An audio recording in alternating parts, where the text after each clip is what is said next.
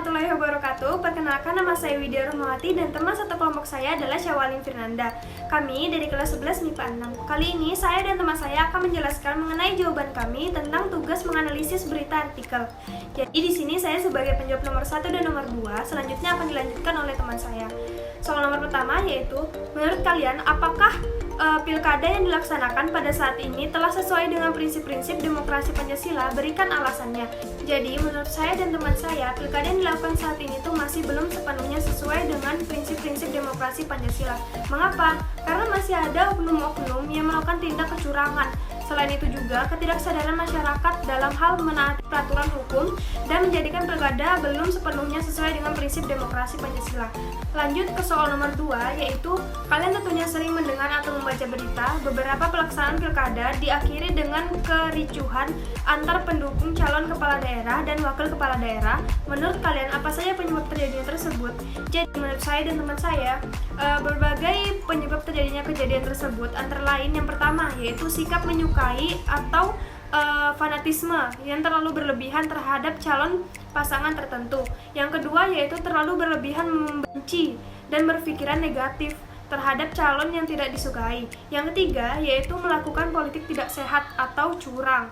Yang keempat yaitu melakukan politik tanpa berlandasan Pancasila dan Undang-Undang Dasar 1945.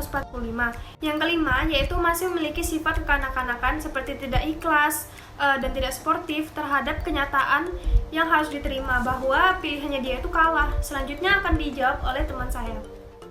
Assalamualaikum warahmatullahi wabarakatuh. Saya Syawalin Firnanda. Saya berasal dari kelas 11 MIPA 6. Jadi di sini saya akan menjawab pertanyaan nomor 3 dan nomor 4. Untuk pertanyaan nomor 3 sendiri, selain itu hasil pilkada juga banyak yang tidak diterima oleh pasangan calon yang kalah.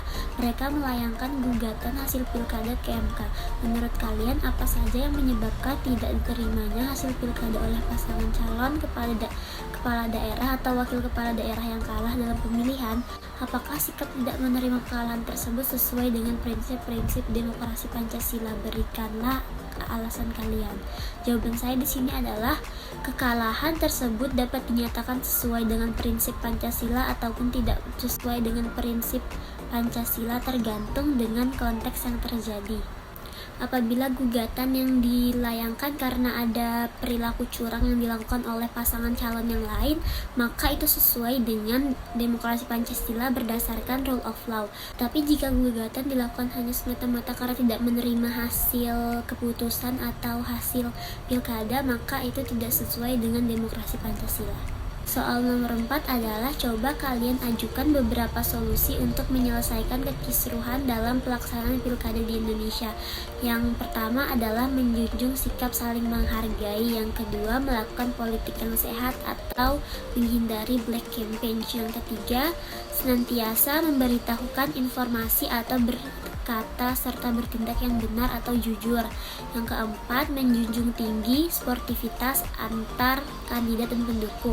Yang kelima, hindari sikap fanatisme terhadap calon pasangan tertentu. Dan yang terakhir adalah melakukan kampanye yang sehat, di mana setiap kampanye didasari oleh Pancasila dan Undang-Undang Dasar 1945. Sekian jawaban dari saya. Apabila ada kesalahan, saya mohon maaf. Wassalamualaikum warahmatullahi wabarakatuh.